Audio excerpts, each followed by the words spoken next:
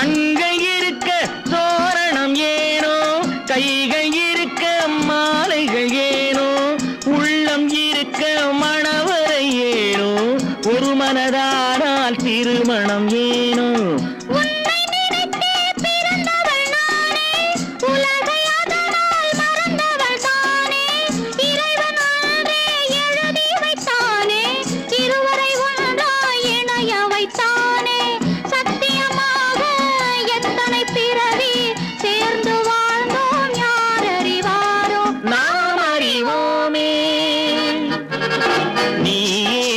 எனக்கு மணவாட்டி என்னை மாலையிட்டு கைப்பிடிக்கும் சீமாட்டி, நானேதான் உனக்கு விழிகாட்டி என்ப நாடகத்தில் ஆட்டி வைக்கும் வழிகாட்டி.